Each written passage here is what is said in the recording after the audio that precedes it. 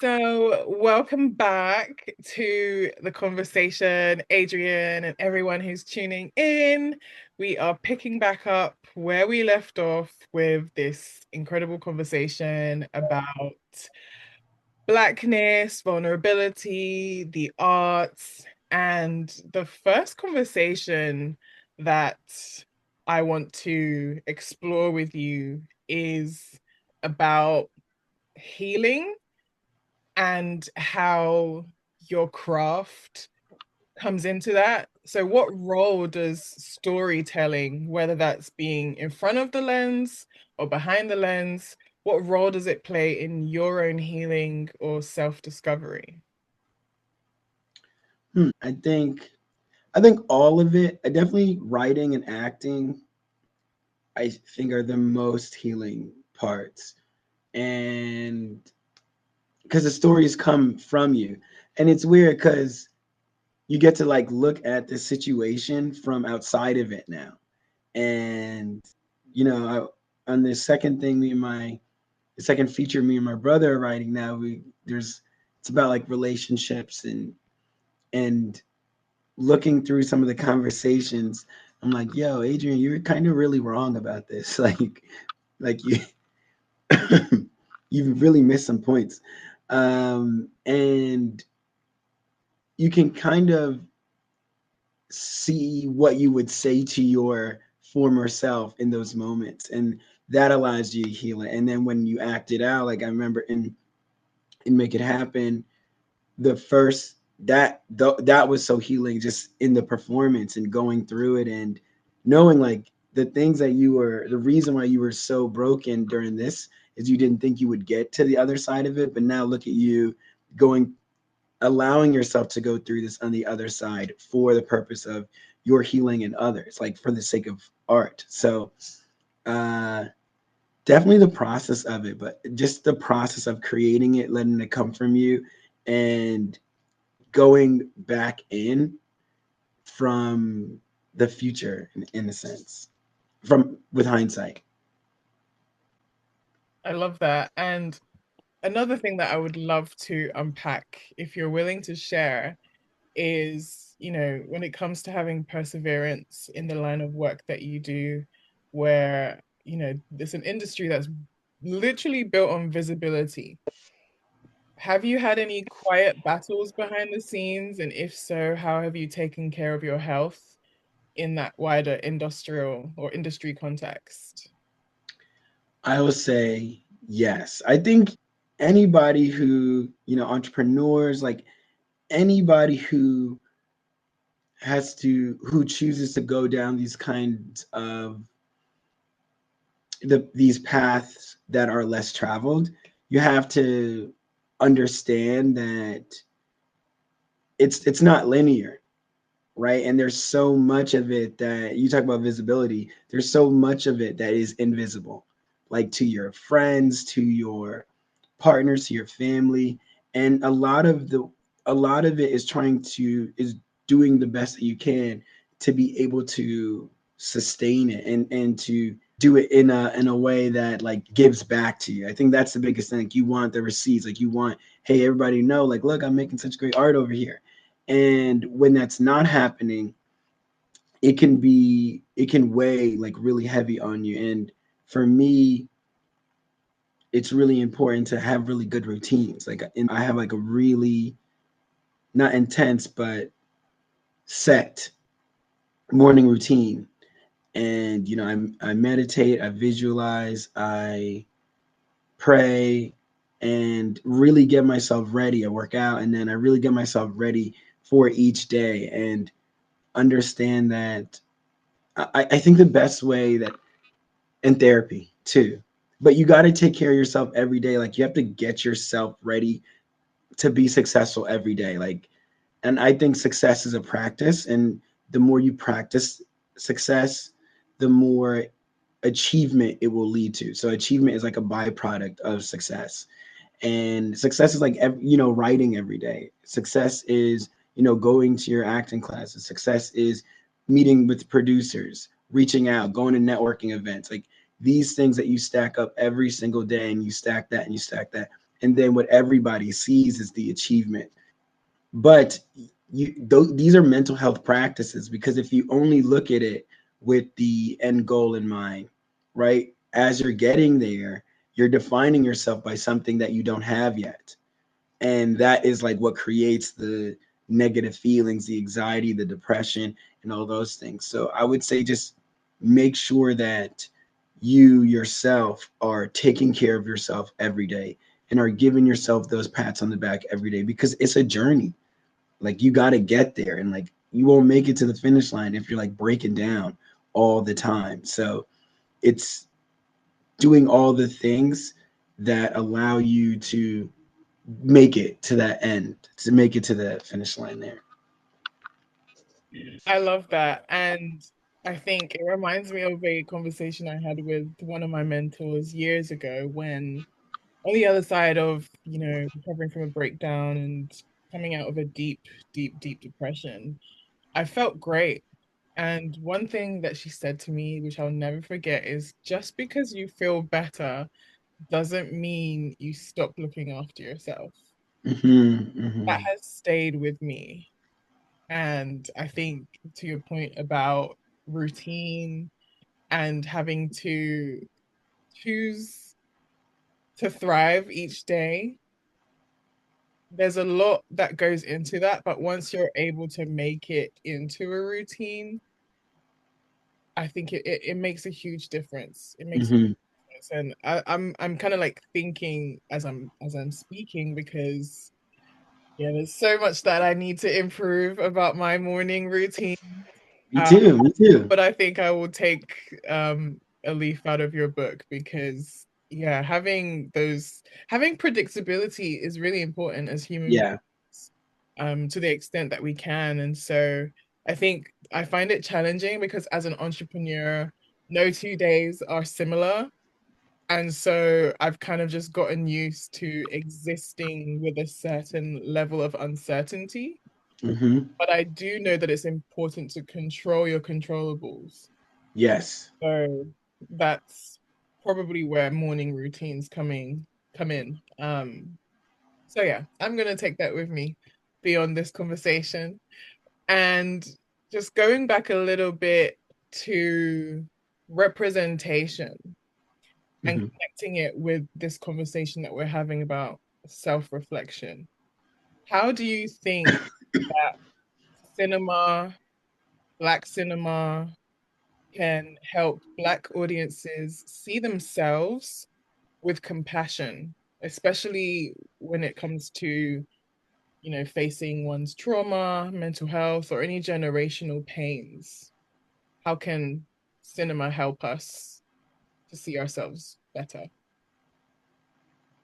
I think it's the seeing more intentional healing on screen, like showing the the mental health battles, and showing not just, oh, somebody overcame it, but the process of overcoming, like the process of what forgiveness looks like deciding to forgive somebody, deciding to how you want to, what you're forgiving, and what it actually looks like. Because I think so much of film is so much of what's shown on film is result based, where it's like, okay, the underdog gets the thing at the end, or the guy gets the girl. And really, a lot of the processes of how they think, what are their actual internal battles, what are things that, how did they get to this point, aren't isn't really shown. And it's weird, it's like, what are they actually showing? But it's like different formulaic plot points instead of like realistic struggle. And I think when we make the decision to work on our mental health look so easy on screen, then it kind of isolates what it kind of isolates people who are like, oh, I would think about going to therapy, but like, I don't know, like nobody in my family's ever done it. Like, what is it like? And there's a real struggle in there. it's a real big decision, and it's I know there's so many conversations I have about just therapy, and then you talk about journaling or affirmations. Like I remember, affirmations are really, I think, are a really great thing. They're something that I do and stuff. But I was reading this one book, and the guy was like, "Happy people don't have to tell themselves that they're happy," and it's like that's just bad advice. Like, no, you kind of to stay. You're not happy is a temporary state, right? So you would need to maintain it. It's like saying fit people don't have to work out. Like, no, you do. Like, that's how you stay fit, right? Or you don't have to eat right. No, it's the maintenance of these things. So I would just say I would say the best way we could do it is, yes, showing how people, yes, show that result. Like what happens after people get the help that they need or take care of themselves, but also showing how did they get there and what it really entails to make these decisions to take care of yourself, to take care of your mental health. I feel like that can be something that isn't shown, that really is a beautiful journey that should be shown. I'm thinking about This Is Us again because, in everyday life, we hear things like be kind to everyone because you never know what people are going through behind closed Hmm. doors. And then, film and TV is a kind of a way for us to get behind closed doors and see what some people's realities look like. And I keep thinking back to, I think, but that classic scene of Randall breaking down in the office Yeah. and in complete tears, and his brother is elsewhere, I think, waiting for him and recognizes, oh, my brother is a man of his word and he's not here. Something must Hmm. be going down. And so then he leaves I think he was doing a show or something. Yeah, like a premiere or something. He leaves Yeah. performance and goes to Randall's office. I'm so sorry for anyone who hasn't yet watched This Is Us. This Oh is yeah, kind spoiler of alert. like, I will probably have to put a disclaimer on the video, but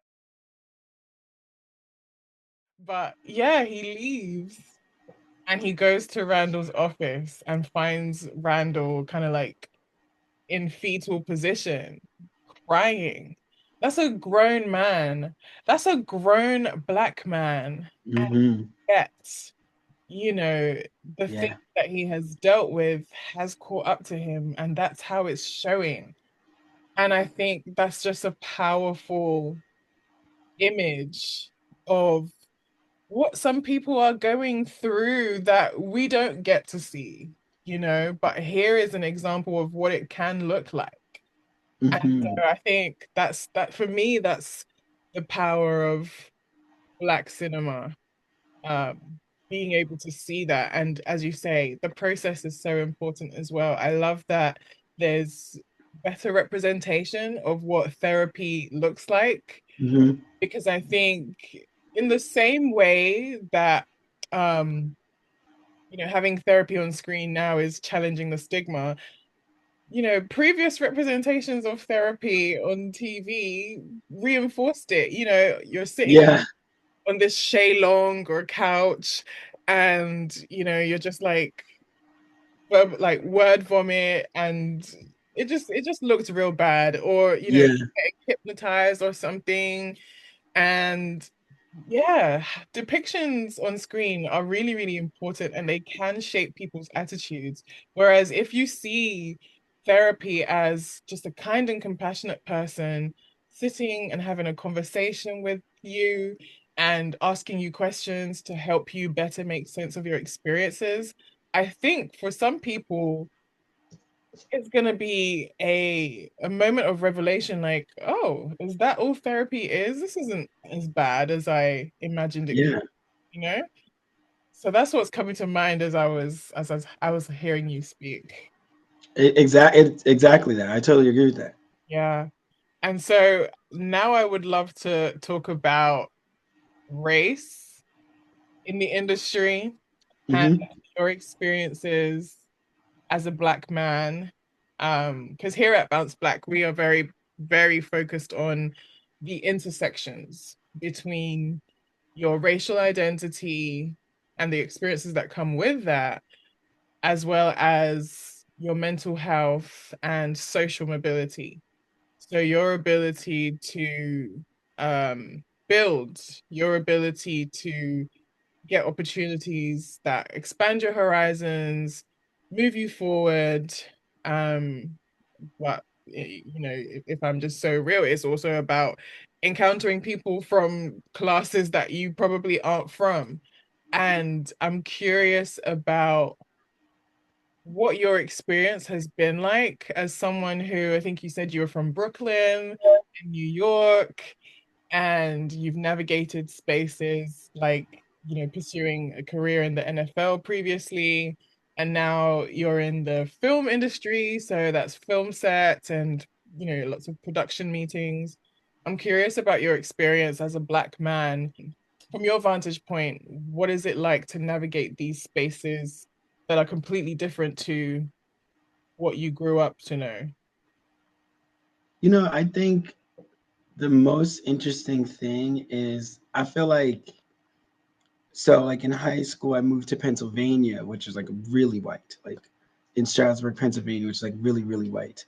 Our school is like pretty diverse, but like majority white. And you experience like a lot of like microaggressions growing up. There was like a lot in like just pure racism. But I think transitioning into film and like this industry, I experience more like as a Black artist. You understand like what how powerful racism can be, because like Toni Morrison said it when they asked her about, oh, why don't you write white characters? And that's kind of the biggest thing that encapsulates the experience, that you get asked things. And I remember as we were shopping our first feature around, you get asked things that you just like no one else would have to be asked. And and you're it's kind of like, to you it's like obvious, like a lot of it was like, okay, well, why is his dad, why the story should be more about his dad, how his dad's not there and all that stuff. And it's like, no, it's just not this story. Like, this is not, oh well, what if he what if he sold drugs instead of like working? Like, wouldn't that be a more, and you're like, no, we don't all do that. And like that's just not how we all handle negative emotion or poverty or something. And it is just the most interesting thing because you're battling what people perceive as the Black experience. And it's so weird because it's not yours. It's just not your experience. Like, you don't have those feelings. You don't, that's not your story. You didn't do that thing. And because the industry is so dominated by non-Black people, it is the authentic depiction of it, is very difficult to get in, because they're like, oh, well, that's not kind of the Black story that people want to see. And it's like, well, how would you really know? You know? So they control a narrative that they cycle. And if you want to break that up, you have to either work with Black artists, which is great. And that's something that I really love to do. And I really focus on doing, working with Black owned production companies, working with Black producers, even working with Black investors and everything. The issue is there's not a large amount. And also they have to go through the same struggles that you have to go through. So when they're real established, like sometimes they feel like, oh, it was hard for me, so like, you got to pay your dues. It's like, okay, also maybe make it easier for those who come after you, right? um Whereas there's just, I think you just have to, I think as an artist you have to compromise in to make it a business, right, to have a sustainable career. But as a Black artist you have to compromise a lot more. to really move forward quickly. And I think Chadwick Boseman is such a great example of, rest in peace, obviously, but he's such a great example of what not compromising looks like, and having the integrity to say, okay, these are the narratives I want to push, and these are what I won't. And I think, and now, especially as a Black man, I think, even the roles, like I'm dark skinned as well. So it's just even the roles when you go into acting, it's like, they want to see certain type of Black men. Like there are some really great roles, like Sterling K. Brown just did Paradise. Amazing. You have Sinners that just came out with Michael B. And there are really great roles, but there's so few, right? And then as you're coming up, there's really, really small boxes for like dark skinned Black men, especially to be seen as like leading men or like non-violent, or just the colors of Black men, like the nuances, the layers of Black men just get lost because of the stereotypes that the industry loves to perpetuate. And remember, there can only be like one in a group of, you know what I'm saying? Like, I think you talked a little bit about this last time, but it's got to be like a black dot.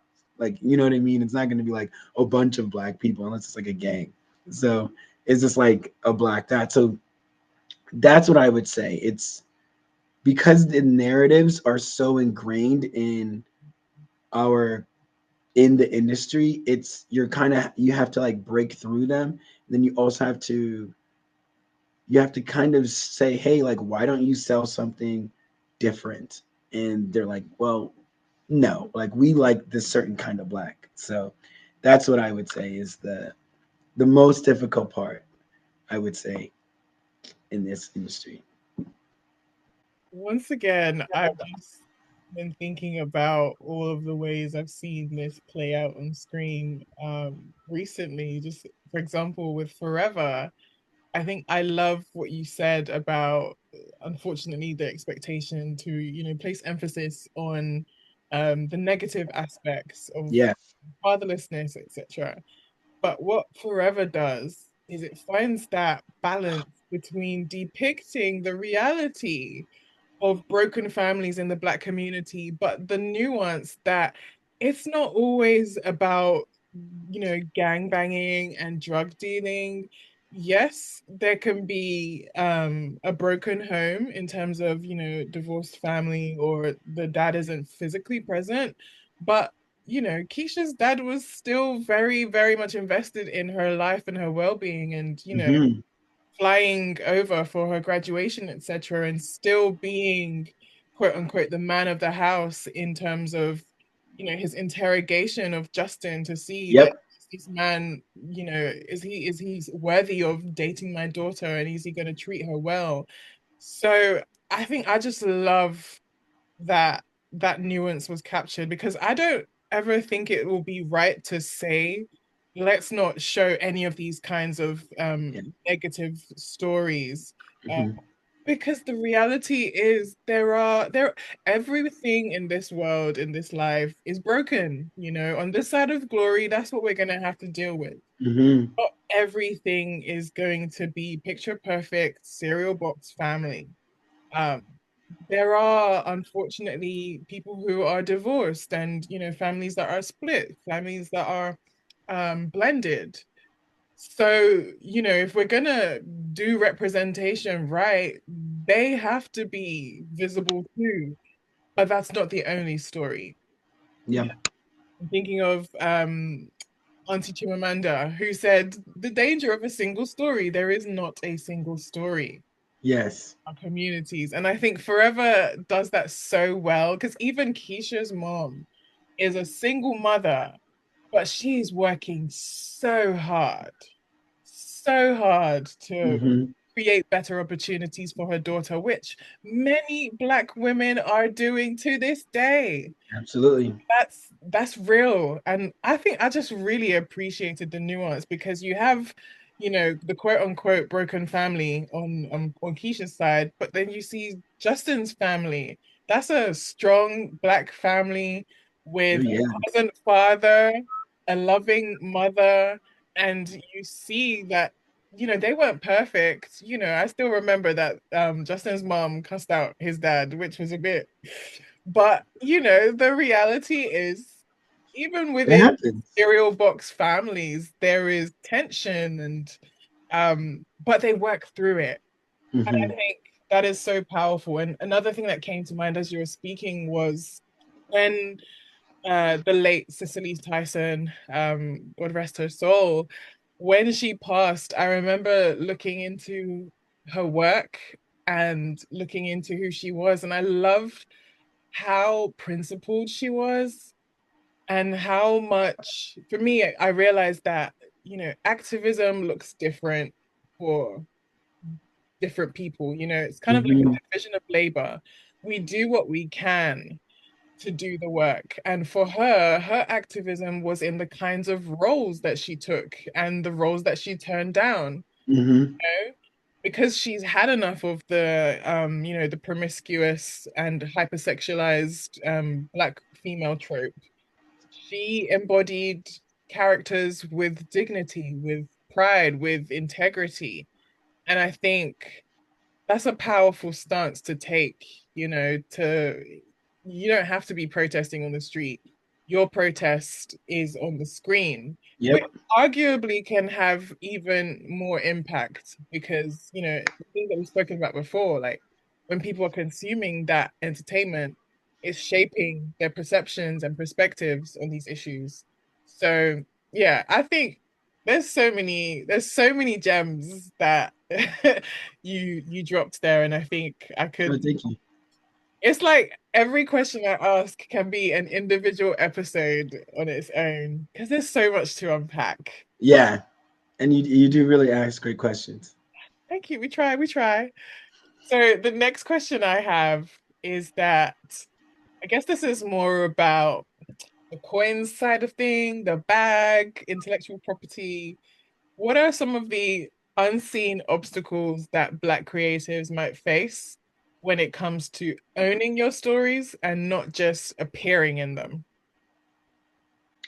Oh well, the biggest one is a lot of times they just want your story. Like they don't want you to have any part of it or anything like that. And I think what it is just the power dynamics are just more off, right? When you're a Black artist, just because they know like there's only so many places you could go, especially now with this. There was a time I think from 2021 to 2023 where it was like, oh, if you're a Black artist, it's kind of a really good time. Like there were so many contests for you, so many grants for you, all these things. Now with this big anti DI thing, it's like, well, we're not really looking for those kinds of stories. And it's like when we were really dominating the sitcoms in like the 90s, and we had Martin and Alicia and the Parkers and all of these different, and then they just like disappeared, because it was like a moment where it's like, oh wow, we really, really want these, and then it's like, no. So I think the best thing you can do as a Black artist is to build that thing up, build your art up yourself, come with your audience, like you've seen with Issa Rae's still such an amazing example, but come with your audience and say like, this is what Tyler Perry is a great example. No matter what you think of him, he has a specific audience, and he's made billions of dollars because he knows his audience better than anybody. So you can't tell him that his stuff isn't good because he comes with it. And that's what you want. Like if you're as niche as you can be, as niche as you can frame yourself, and that doesn't mean you have to have like billions of views or anything. If you can present yourself to your investors, your producers as, here, I know the audience I'm going after. I know that they've already responded through film festivals and things like that. Then it's like, okay, well, he's coming with something, and that way you can protect it because nobody knows this better than you, and you got to kind of frame yourself as an expert on your niche. And that way, it's not really an option. They can't really separate you. Like, oh, that's a great story. It's like, that's a great story. You're a great storyteller. Okay, we got to pay you for your story and pay you to come make it with us. And that's kind of what you want to do. Don't let them rip you from it, because they will do that. So I just think, as a Black artist, you gotta, it's just a little bit more. You gotta work. You gotta really come with it. It's, you're not, you just don't get the leeway of like, oh, that's really cool. Come on, do it. You know what I mean? It's just, they're not doing that. It's like, and don't fool yourself into thinking that. No, that's good. That's good.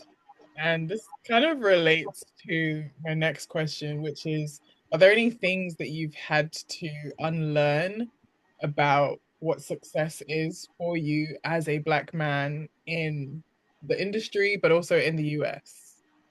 I would say it's not all. I think when I was little, I thought like success is just like, you know, big houses and cars and huge paychecks and all those things. And as I got older, I realized that what success is, one, success is relative. It's like, what does it mean to you, right? Two, success can't only be the end goal, right? Like, it can't just be the receipt. Like, success has to be the journey, because that's where I think where it causes a lot of negative feelings, and it really impacts your negative health, your mental health. And I will say the thing about it is, you have to, success is really fulfillment. Like, are you making an impact with what you're doing? Are you staying true to yourself, right? Are you having the impact that you want, right? Whether it's the biggest things like winning an Oscar, or getting into certain film festivals, or it's just creating the thing, bringing a great group of Black artists together, or putting together a team in your community, helping other filmmakers come up. Success to me now is like, what fulfills me the most. Obviously, like, money is great, and all this stuff is stuff, right? Like, that's fantastic. Awards, all that stuff is awesome. But to me, it's just as important to get there in a way that is deeply important to me, and to have an impact that is deeply important than just the stuff that you get, right? So I think, to me, that's what like true success is. Like, one, how are you getting there? And two, did you get there in a way that is actually important to you? And did you get there in a way that fulfills you and that's true to you? That's good. That's good. I did have a thought and it's disappeared, but Oh no. it comes back. It's fine. Oh, I wanted to say, as you were speaking again, it's the visuals for me. I'm thinking about the start of the film, the start of Make It Happen, and how, he's pulling up to this really, really like big house, and then Yeah. you kind of see that snap back to reality where the house just fades into his actual house. I think that that's a excellent representation of that dream. Um, but it's so true. I think process is definitely as important, if not more, than the destination. And so with that said, with these themes of, legacy, I'm curious about how you ensure that your projects go beyond just empowering yourself, as someone who writes, acts, and produces. You've got control of where this goes on different fronts. So how do you make sure that it's going to benefit people beyond just yourself? With me and my brother, like, we start with the message in mind, because these films are so close to us. The theme, all our films, we want to be empowering, uplifting, and and to bring about and entertaining and to also bring about healing to our community. So we want it to fill a void or answer a question or start a conversation like in our community that brings us closer or moves us forward or heals something. And knowing that when we start every project, and we know that's the through line throughout every project, and we want every investor, every producer, everybody we bring on board, every member of the cast and crew to understand like this is what we're doing here. Like this is the importance of this story. It we wanted to, and it always goes to if it just helps one person, then you've done the thing, right? And that I think just understand that and sticking to that, being true to that, then you can't get lost, right? Like that's your North Star, that's your compass. You can't get lost. And for me, it's just not never compromising on that. And also being wary of who you partner with outside of like where it goes. You know, like you want to keep that in mind wherever, like at every level, because then then you get lost. You sell things like Fox News and stuff, and it's like no, let's not do that.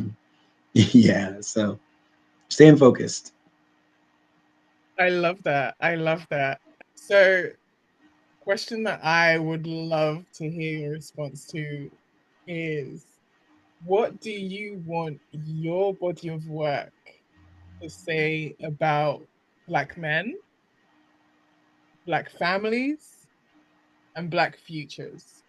Hmm. Well, that's really that's a really good question. Um,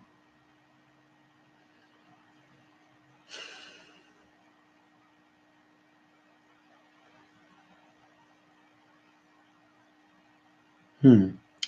I would say the biggest thing I would want to say about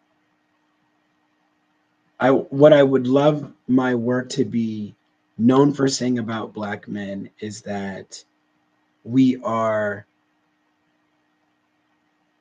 capable of anything physically, emotionally, mentally. We are capable of dealing with anything. We are also capable of asking for help. We're capable of building our families up, and we are capable also of leaning on our families and our loved ones. I think just showing that yes, like we're so strong and such providers and protectors and all those things, but we're also capable of being wounded and using our loved ones to help us heal those wounds. I think that's like such an important thing. You know what I mean? Is I think we're shown so much as warriors and not as like humans and people. And that is like a gigantic thing for me where I just want us to, you know, it's good. We're capable of joy and silliness and fun and that's why I really love all the characters Sterling K. Brown plays, but especially as This Is Us characters, because he's also very silly and he's also very vulnerable and he's also the guy in his house. Um, and that is it. Like we're just so colorful and beautiful in our ways, and our masculinity looks different from each black man to each black man. So if my work could paint all of the colors of black men, then I would have known I've done a great job. And when it comes to black families, just that all of every type of black family can be joyous. Ones with two parents, in single homes, a single parent, um, Caribbean black families, African black families, black American families. Like we're just all of it can look rich black families, poor black families. Like all of us, all of us. I think one of the things that Black people just do so well is like no matter what situation we're in, we're gonna make it look good. Like we're gonna bring some joy in it. We're gonna bring like the blues, right? Is something that we made that is literally born out of pain. And man, did we make it sound good though. We made depression sound real good. And that's the thing, like our resilience from our ancestors are is something that comes through us. Like we're always going to make the best of our situations. And I just want all of them, like all of our families, like our so our kids just being kids, you know, so our parents being who they are and working through the things and tools that they didn't have, right? And just how loving and together our families look, because that is something that when I see it now, like on Forever, like in Forever and in This Is Us and so many different ones, I it brings so much joy to me because you just didn't see it much, like really at all. And then there's so many, we have to do so much to counteract those negative narratives. Um, so that's something. And oh my gosh, that our futures are unstoppable. Like I think we really are the future. I feel like right now is the best time to be Black in history. That we are so under we are becoming more and more understanding. We're healing more. We're, you know, like organizations like yours, Bounce Black, is are lifting us up, and they want us to be together in this concerted effort to heal and unite and move forward as a people together is something that, you know, it was Malcolm X's dream, Marcus Garvey's dream, just to name a couple. All of our ancestors' dream to move forward together. I think our future as a people is just so bright, and we are making our ancestors so proud with all that we are bringing to the table. I mean, think about like the big movements that are going on with Black mental health and Black love and all of these different Black entrepreneurship and all of these things that we put Black in front of, because we're not to separate it from anything, but to be prideful in what it is, that this is just as good, right? So I think I just think now Black is a label of excellence, and that is what the future looks like for us. So that's what I hope that I me and my brother that we show in all of our work. I love it. I love it. And again, I'm always riffing off everything you say because it just brings up great images in my mind. Like, Yay. I love what you said about, Black families especially and Black people in general, how we just find ways to find joy regardless of what we're going through, Mhm. as you said, the blues, and we have like things like the Negro spirituals, you know, Yep. born out of slavery, and then I Hmm. was thinking, as you spoke, it transported me back to one of the most heartbreaking yet joyous times that I remember having in recent history with family is when my late cousin had passed away shortly after my dad. And after my dad's funeral, my family, my mom and I and my sister, we flew out to Florida, which is kind of like second, third home for me. Oh And wow. yes, yes, been visiting almost every summer at least since childhood. So um I have a deep fondness for Florida, regardless of whatever shows up when you type Florida man on Google. Yes. Um, I'm so sorry for your loss, by the way. thank you, thank you. It was a rough time, but at the same time, I remember having this huge sigh of relief inwardly I didn't actually sigh, but I just knew something in me felt at ease. You know, that was my first with my dad. That was my first super close loss. And in a matter of days, we had to go and bury another family member, you know. But what I realized helped me get through that moment was just being surrounded by all these beautiful and joyful Black people. Like, I remember we pulled up from the airport outside my aunt's home, and the house was full, you know? And you know what they say on social media with, there can be a funeral happening, but one thing about Black people, we're gonna dance and we're gonna eat and have a We're good gonna eat. time. Yeah, That is absolutely. exactly what the atmosphere was. You know, we really do take to heart what it means to celebrate someone's life. And I think our resilience and our joy is beautiful because we fought for it and it shows. And I kind of feel that's how I live my life now, like on the other side of hardship.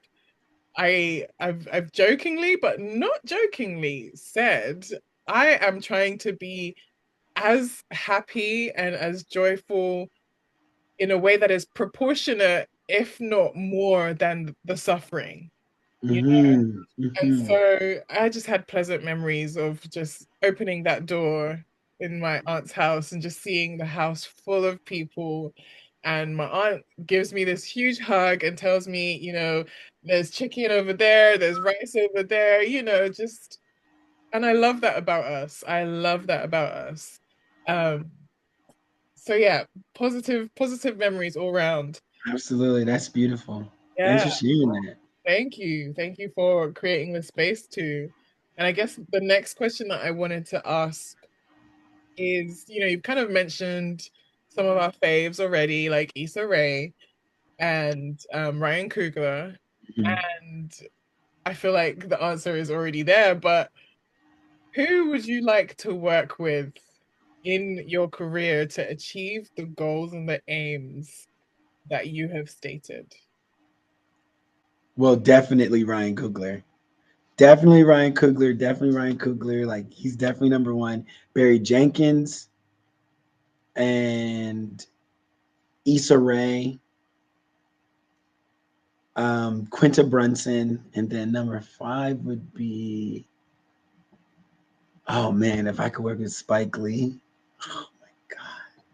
Oh my goodness. Yeah, those five would be, if I could work with all five of them before the end of my career, I would say, all right, Adrian, like we did a good job. Like just being with them, like they've done everything that I would want to do in my career and that I will do in my career and stuff. So being able to be a part of what they do, that's that's it. You know, like that's it. I feel like I counted four. Can you repeat the names? And I'm also asking because I feel like you missed out Ava DuVernay. We can't forget. Oh my god, I did. I did. Okay, so it's what? Ryan Coogler, Issa Rae, Quinta Brunson, Barry Jenkins, and Spike Lee. Oh, ooh, okay, but yeah, we gotta throw Ava DuVernay in there. We got to. We It's gotta throw Ava DuVernay in there. essential. Yeah, I mean, Selma was something that Selma and her documentary, The 13th, two things that, two pieces of art that really, really changed so much, like my life in such a huge way, and really got me understanding, or was a huge moment where I understood how powerful this art could be. And oh my gosh, you got to listen to, all you have to do is listen to one interview to realize how incredible of an artist activist she is, Ava DuVernay. So you're absolutely right. You're absolutely right. And I bring her up because I was fortunate enough to, I guess, interview her. Oh, She came to London last year. Yes, oh my God. London. She was on a press tour for her film Origin. There we go. Origin, yeah. Yes. So I Ava, saw it. It was really great.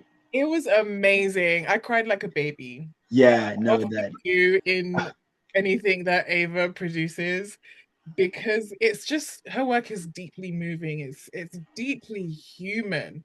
And I Mhm. think you can be the most, icy person. You can have an ice box where your heart is supposed to be. She's gonna melt it. She is going to melt it because she's just able to capture the complexity and the nuance and the frustration in such a way that it forces you to confront something and Mhm. tugs your heartstrings at the same time. And so when she came to London on the press tour for Origin, she stopped by at the Africa Centre, which is an incredible charity that has an incredible history and, thankfully also now an incredible legacy in terms of the continuation. I think it opened in 1963. So, right in the middle of the early stages of decolonization of the African Mhm. states. And I think from what I remember, the CEO telling me is that almost every significant African historical figure since that time, they have set foot in the Africa Center. And I'm thankful to be a member of the Young Africa Center, which focuses its mission on people between, I think it's like ages 18 to 35. I'll have to double check on that. But advancing the mission of the Young Africa Center is all about, the future of Africa as shaped by its young people now. And so That's beautiful. Ava stopped by. She actually wanted to meet us. Um, Wow. she added that to the tour. She wasn't forced, she wasn't asked, she requested it. And that's how you know she's a real one. She is a real one. And I was fortunate enough to ask her about how she navigates some of the challenges around being so activist with her work in the industry the way that it is, and how she deals with the backlash. She had a fantastic response, which I'll probably have to separately upload. I'll upload that. I Um, gotta see it. Yeah. Yeah, but she was so wonderful, so lovely. And yeah, that's why I'm like, you gotta add her to your list. Like she comes Oh on yes. the list. Oh yeah. No, absolutely. She's definitely on the list. I can't believe I didn't. It's okay. No, the top five is pretty good though. It's a good top five. But she's like five. She's like one B. Yeah. They're all like one A B C D E F and whatever. That's They're hilarious. So it's Ryan Coogler 1A. yeah. Okay. Yeah, Okay. Ryan Coogler's like one A, and then they're all like B, C, but they're all one. Like they're all the real ones, and I love their work, and I love how they comport themselves in this industry. It's really that's the mission. Like that's the goal, and I feel like they really do lift us up with everything they do. I do love a Coogler Jordan collaboration. And so, the mission of Bounce Black is all about supporting Black students, professionals, entrepreneurs to thrive holistically. So, Mhm. if you can speak directly to a young Black creative who's watching this, maybe someone who's struggling either with their mental health or their work or progression, confidence, whatever, what would you say to them?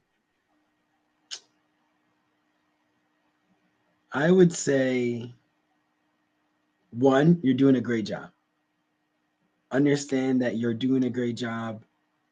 You're doing everything that needs to be done, everything that you know needs to be done, right?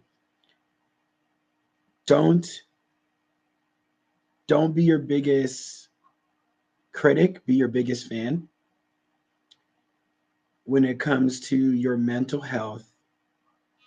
Focus on it. That is going to be the engine that pulls you through to the finish line. Focus on it. Give yourself good fuel. Like, do things that make you feel good. Feed yourself. Check in with yourself. Make sure that you love what you're doing, and make sure that you do the parts that you love as much as you can. Then when it comes to their career or confidence, all of that stuff, I would say you are 100% right about your path. Like, what feels right to you is right for you. And you have to trust that. Like, you have to trust it and see it through. Once you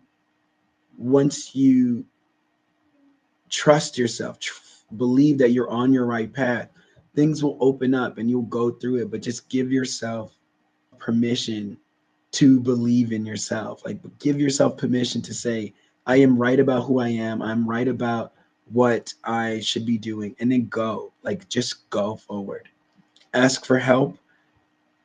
Seek people who surround yourself with people who know the road better than you do, and then just go forward. Like, you got all the answers are within you, and it's going to give you peace to go and find them. And it's going to be hard, except that you're doing a hard thing, so it's not going to feel great all the time.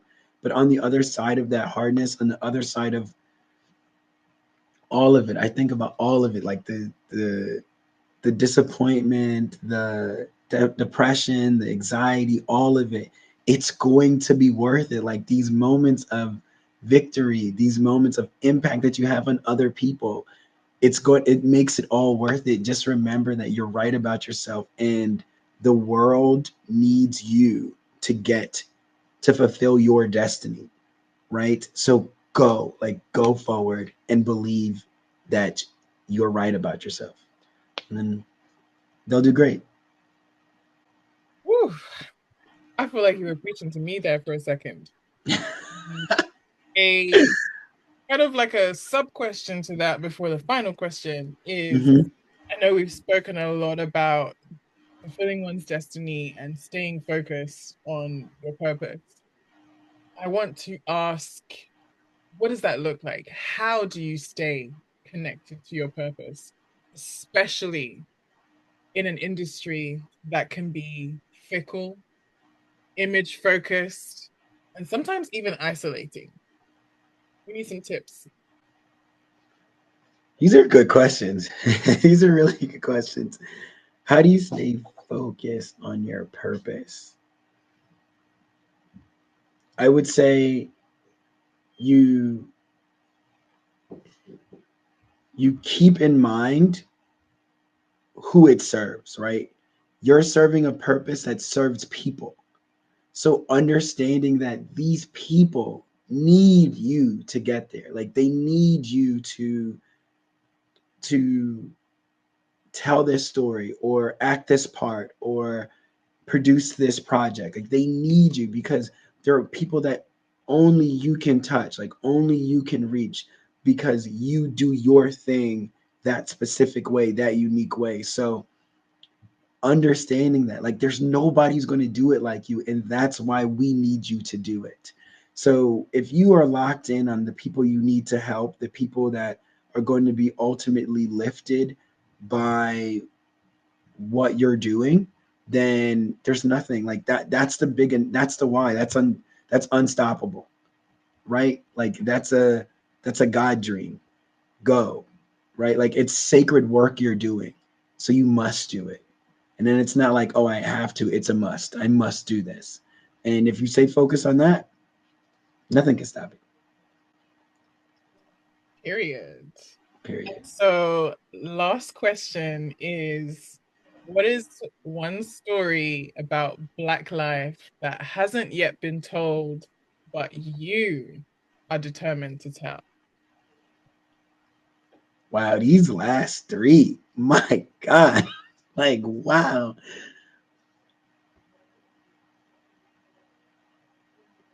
I would say the story of celebrating the Black man who tries, not anything else. but the Black man who tries. And I think that story hasn't been told. We've talked about the Black man who wins, the Black man who loses, the Black man who becomes all these different things, but just celebrating a story that celebrates the Black man who tries. And that's just enough. That's inspirational enough. In this world, in this country, the Black man who tries is a winner, is a champion, is a king. And that is the story that I think I need to tell. I know I need to tell. I love this. I love this. And all of a sudden, it makes sense to me how people come up with these amazing titles for their interviews, but it's based on a moment from the interview. And I think you've just You captured get it? the entire conversation. The Black man who tries. I Love love that. I love that. I love it. I love it. No, that's beautiful. And so on that note, how can people learn more about the Black man who tries? Where can they Love it. find you? So you can find me on Instagram. My handle is Mr. Adrian Sterling. We have a couple things coming out within the next couple years that you'll be seeing it on some awesome streaming platforms. I can't give out too much information, but follow me on Instagram and you will see those as we get more and more into the process. So um but also just go to Black Joy events. Like in Brooklyn, you'll probably just see me, you know. Um but yeah, that's all. I'm really grateful to have had this conversation with you, and you ask amazing questions. You're a lovely host, and I love the platform. So thank you for doing this for us. You're gonna make me cry. I wanted to say if you have any European premieres, I volunteer, please. I want to see the screenings if they come out on my side of the pond. Oh, you know it. You On absolutely your will. side of the pond as well, please send me an invitation. I would love to celebrate with you. Of course, absolutely. There's no question about it. I love that for me. Thank you. But thank you so much, Adrian, for this incredible interview. Like, I've just been smiling the whole time, essentially, smiling or Well, crying. thank you so much. It's been a great conversation. Really, really glad that we connected. Thank you for supporting Bounce Black, showing up at the event, Black Love White Flags. And yeah, really looking We're forward. waiting on part two. Come on, come on. Come Okay, we're on. gonna see about it. We're gonna see about it. Like, I'm just trying to not get deported at the airport, but we'll see. Yeah, I know. I know. It's risky now. Oh, thank you so much.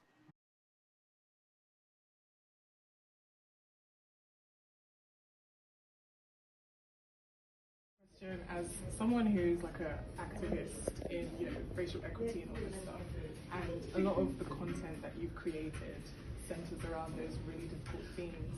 And so I wonder if you've ever had to weather storms around, I don't know, backlash and so on. Like, how do you navigate how people respond to not only the topics that you address in what you do, but how you address it? You can't navigate how people respond. You can't. You have to train yourself to give it away. I'm not there totally, but with each project, I get better at making it and letting it exist in the way that I want to express myself. It's art, right? Express myself through the art, and then you give it to the world. You have to, because if you hold on too tightly to it, everything that someone says will matter to you, will hurt your feelings. You'll get too high with the highs and too lows with the low with the lows, and that's not really what the art should be. The practice of the art, actually making the thing, is my favorite part, even more than sharing it, right? So you have to be just in love with what you're doing, and so that let's say you have an ugly boyfriend or girlfriend, but you love them, and no one can tell you differently. That's how you have to love your work, right? Doesn't matter if he's got a humpback. You know what I mean? I know.